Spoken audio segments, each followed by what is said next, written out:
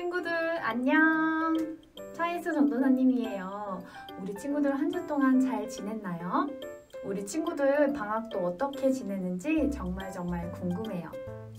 우리 친구들 지난주 말씀에서 배운 것처럼 하나님은 장소가 중요한 것이 아니에요. 우리 친구들 각자 집에서 예배드리지만 우리가 마음을 다해서 예배한다면, 영과 진리로 예배한다면 하나님께서는 우리의 예배를 기뻐 받아주실 거예요. 그리고 한 가지 공지가 있어요.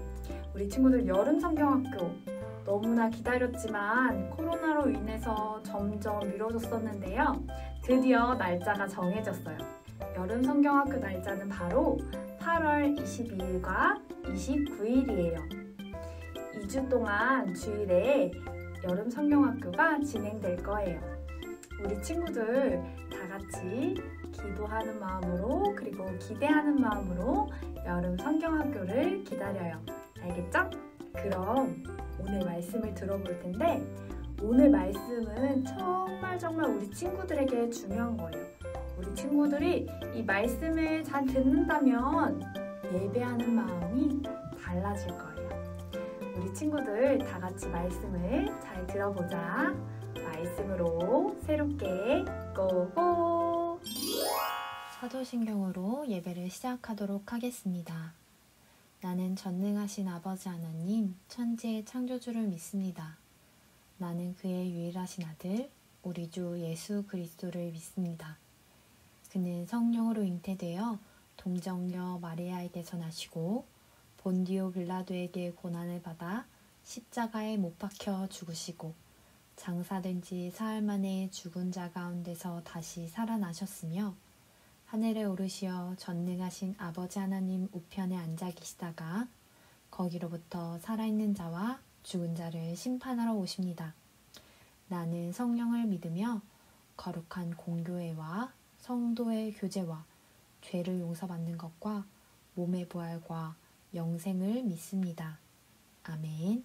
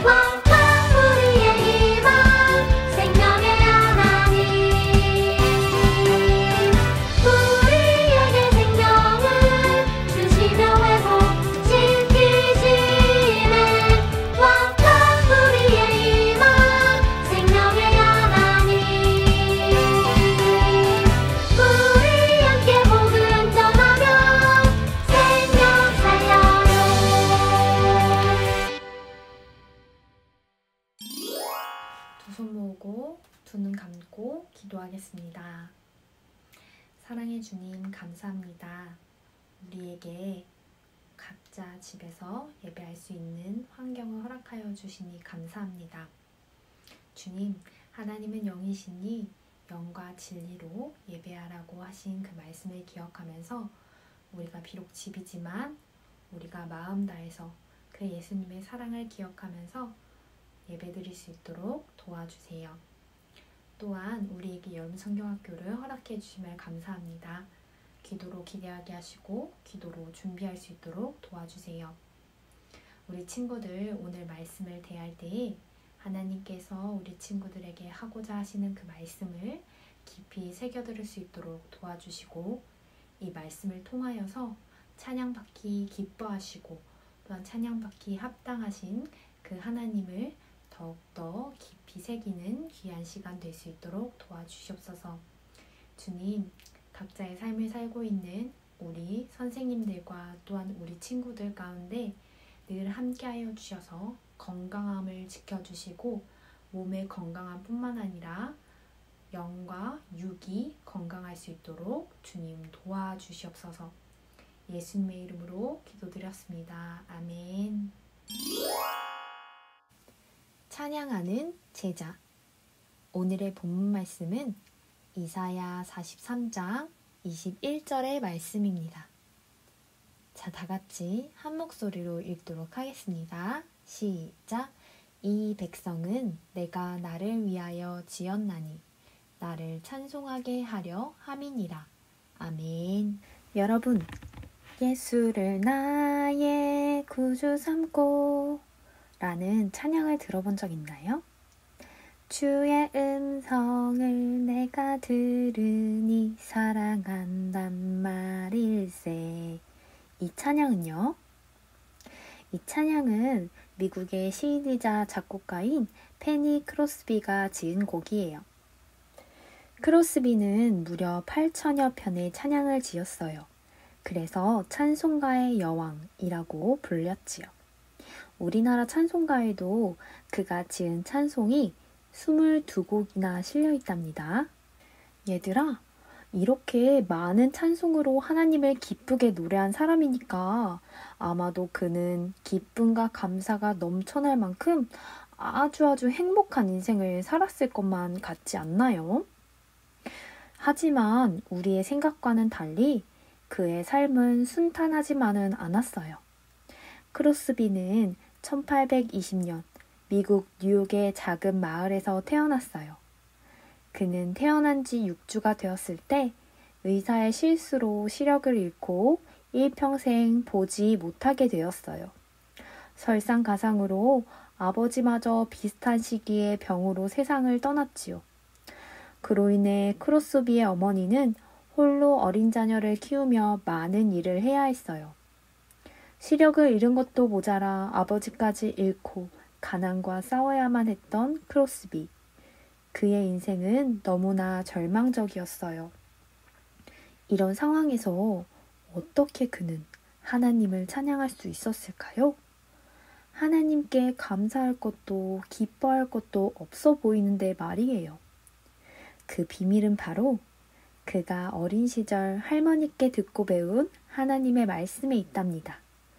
어머니가 일하시는 동안 크로스비는 할머니의 손에서 자랐어요. 신실한 믿음을 지녔던 할머니는 손녀를 위해 날마다 기도하셨어요. 그리고 앞이 보이지 않는 손녀에게 매일 성경 말씀을 읽어주셨지요. 할머니의 사랑과 믿음으로 크로스비는 하나님을 믿고 따르는 삶을 살게 되었어요. 할머니께서 물려주신 믿음 때문일까요?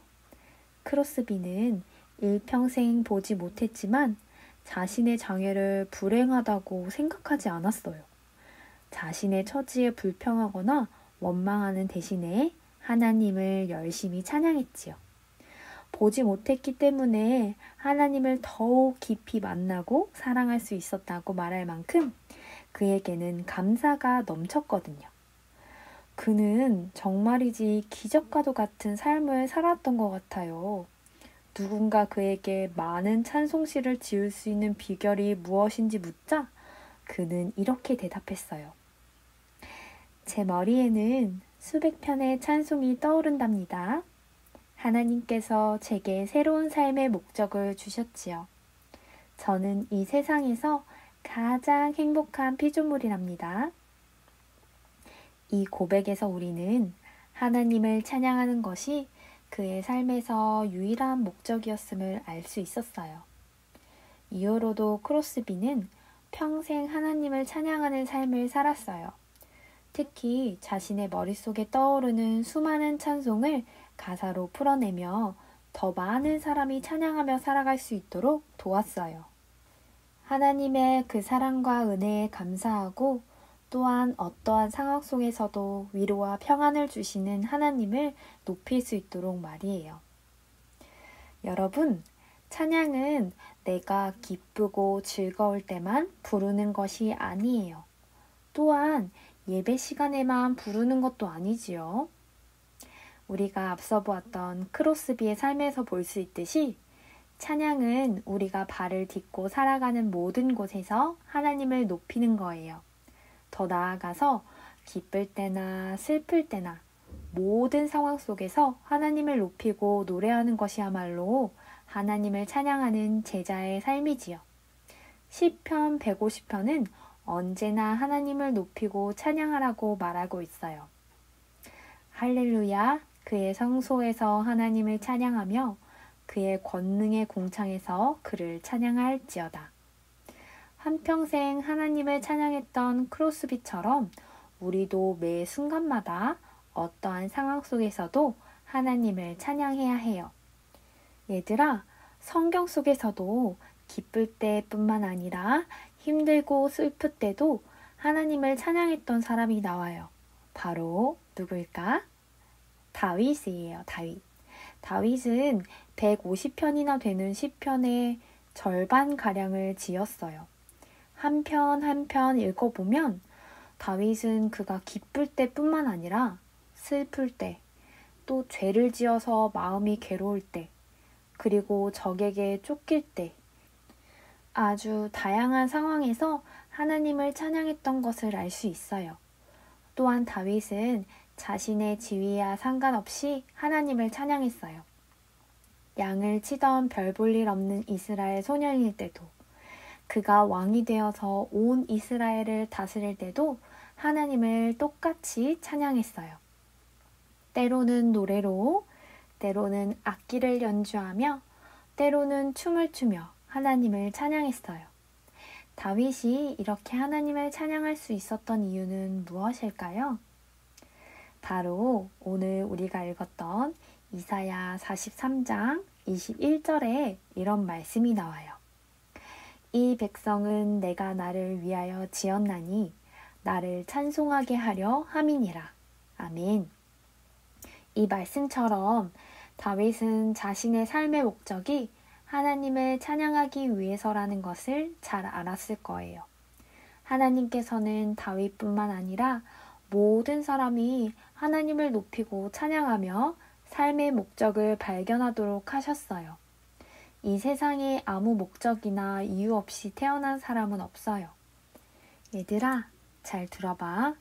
우리는 모두 하나님의 사랑을 누리고 하나님께 찬양하기 위해서 태어났어요. 다윗이 어떤 상황에서도 늘 하나님을 찬양할 수 있었던 것. 크로스비가 나는 세상에서 가장 행복한 피조물이라고 고백할 수 있었던 것은 하나님을 높이고 찬양하는 것이 삶의 유일한 목적, 즉 우리가 살아가는 이유임을 알았기 때문이었어요. 이것뿐만 아니라 찬양은 우리의 삶을 더 풍성하고 유익하게 해줘요. 첫째, 우리는 찬양으로 하나님께 우리의 마음을 표현할 수 있어요. 하나님을 향한 사랑은 물론이고 하나님을 향한 우리의 고백도 찬양으로 표현할 수 있지요. 둘째, 우리는 찬양 안에서 하나님을 느낄 수 있어요. 찬양의 가사에는 우리들의 고백뿐만 아니라 하나님이 우리를 향한 그 마음도 나타나 있어요. 하나님께서 우리에게 주시는 은혜와 사랑, 위로와 평안, 능력과 인도하심이 가득 담겨 있어요. 그래서 우리는 찬양을 통해 하나님의 사랑과 위로를 느낄 수 있어요. 마지막으로 하나님께서는 찬양하는 우리의 마음을 주목하세요. 우리가 하나님께 온 마음으로 찬양할 때 하나님께서는 기쁘게 받으시고 우리가 더 큰 기쁨과 감사를 누릴 수 있도록 하세요. 때로는 우리 마음이 속상하고 아픈 마음이 있을 때에 그 마음을 찬양에 담아 고백할 때 하나님께서는 우리의 마음을 어루만지시고 위로해 주세요. 사랑하는 여러분, 이제 우리가 예배드릴 때 찬양을 왜 열심히 해야 하는지, 우리의 마음을 담아서 해야 하는지 잘 알았나요? 또한 우리가 예배할 때뿐만 아니라 날마다 잘 때나 일어날 때, 운동을 할 때나 또 길을 걸을 때, 밥을 먹을 때에도 우리가 찬양하고 하나님을 바라보는 친구들이 되었으면 좋겠어요. 오늘 말씀을 다시 읽어볼게요. 상일교회 유년부는 내가 나를 위하여 지었나니 나를 찬송하게 하려 함이니라. 아멘. 얘들아, 우리를 지으신 하나님의 목적에 맞게 살아가는 날마다 하나님을 찬양하고 하나님만을 바라보는 우리 상일교회 유년부 친구들이 되기를 소망해요. 기도하겠습니다. 사랑의 주님, 감사합니다. 오늘의 이 말씀을 통하여서 하나님께서 우리의 지으신 목적은 하나님을 기쁘게 찬양하는 것임을 알게 되었습니다.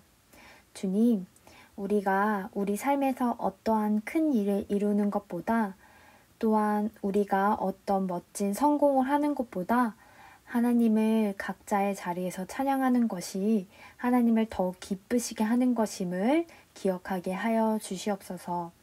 오늘 말씀에서 본 페니 크로스비와 또한 다윗을 바라보면서 어떠한 상황 속에서도 우리가 기쁘고 행복할 때만 찬양하는 것이 아니라 슬프고 어려운 일을 당할 때에도 하나님을 진심으로 찬양할 수 있는 우리 상일교회 유년부 친구들이 되게 도와주세요. 매일매일 하나님을 찬양하며 하나님을 기쁘시게 하는 우리 친구들이 되게 해주세요. 예수님의 이름으로 기도드렸습니다. 아멘. 주기도문으로 모든 예배 마치도록 하겠습니다. 하늘에 계신 우리 아버지, 아버지의 이름을 거룩하게 하시며 아버지의 나라가 오게 하시며 아버지의 뜻이 하늘에서와 같이 땅에서도 이루어지게 하소서.